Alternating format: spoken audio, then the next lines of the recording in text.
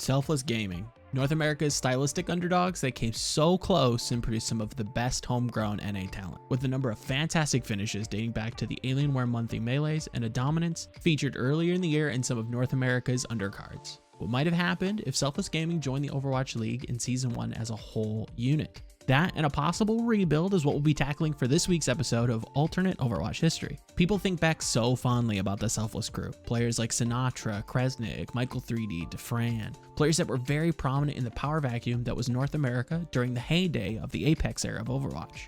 To set the stage and really encapsulate who this team really was, in an interview prior to the Shock's 2019 championship win, Sinatra said this about his former team: "Selfless was just a pickup team, like we were playing ranked every day. Even in scrims, our motto was literally, do not say what you're doing, do whatever you want. If you're communicating what you're doing, you're getting benched." That's just how slick Selfless was. Yes, they were fantastic at the time, but if we look back at their history, they did struggle with some of the top teams once they returned from Apex. Now, due to the fact that the team had a hard time with Prime Rogue in the monthly melees and didn't place very well at all when it came to one of their final events in Contenders, with that, I've got some questions if this team was going to be picked up as a whole unit. The team still has to wait for Sinatra. Who's going to replace him for the time being?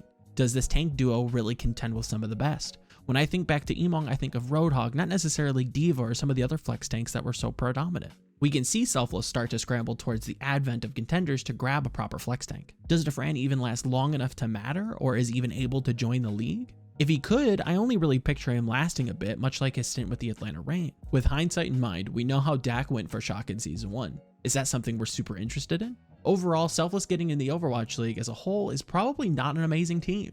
I really don't see how they'd place any higher than Shock did in Season 1. Even imagining how they look in Season 2 kind of has me grimacing a little bit.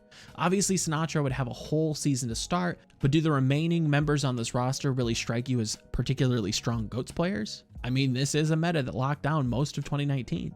We also have to keep in mind that most of the Shock's key members in their 2019 championship run were added after or during the inaugural season. I don't think Selfless in the Overwatch League would have done particularly well. So how do we change that? To make Selfless good, we need to make a number of things happen. We need to make their showing at Contenders Season 0 much better. Their 13th to 16th place finish just isn't going to cut it. We need them to place well enough that a franchise is going to be interested in signing the roster as a whole once we've rebuilt it. We'd also need to rewrite how Trials went with Carpe during that same event. It's going to be difficult for a Korean player to just come over and integrate with their first mixed roster. Having another player alongside him might ease the transition.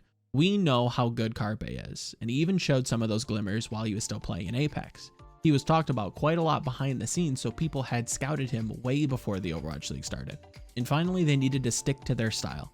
We need aggressive, mechanically gifted players to all in on the Selfless style of play. To borrow concepts from other esports, what I'm envisioning here is a red deck wins or some sort of rush down style of team aiming at playing a hyper aggressive style, slightly off meta picks when it favors them, and aiming to take trades and brawls rather than clean and tidy teamfight wins. Think of this hypothetical team like a Season 1 Chengdu Hunters. Super stylistic and can totally catch people off guard. So to facilitate these changes, I picture Selfless resetting most of their roster prior to Overwatch Contenders 2017 Season 0's open qualifiers. They signed Carpe along with former BK Stars teammate Bunny. Then they absorb most of the Yikes as a core.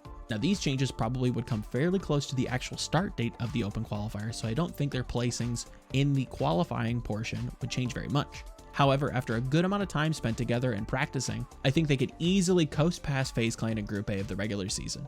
This solidifies them as underdogs with much more power to punch up, something Selfless always had but couldn't grasp a hold of.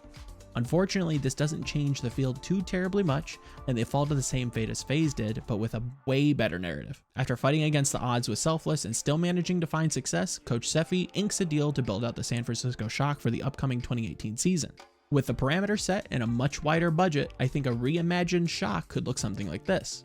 Carpe plays flex for the majority of the season, trading playtime with Hydration, especially when it comes to Pharah. Bunny fills in for Sinatra until he's of age. Both are incredible Tracer players, and any hit scan Bunny can't play, I'm looking at Widowmaker or McCree, Carpe can easily make up for. I think Sefi hit the nail on the head with the super pickup, but to fill in for him while he's underaged, I'd take the tank duo of XQC and Space. XQC would really benefit from such an all-in style of play, and Space seems like a generally solid all-around player that could plug and play into any team and do fairly well. Neptuno and Dogman take up the support line and continue the trend of players that want to play in their opponent's face and brawl for very close wins. If this roster somehow survived until the Season 1 playoffs, there's a good chance they could come into the favor of a very, very deep playoff run, in a way kind of becoming a surrogate Season 1 Philadelphia Fusion. More realistically, I think they'd place near where Houston finished, but whether they placed above or below would come down to how accurately they could continue to play their style all season long. Shout out of the week goes to Hyperplaya for the fun idea. Hope you enjoyed, and hopefully it wasn't taken too off course. I just think Selfless inherently needed to make a lot of changes, some obvious like Sinatra and Dufran, and some that weren't as apparent as upgrading their tank line while trying to keep the same style. Hope you guys enjoyed the video. Check out some others if you haven't, and I will see you all next week.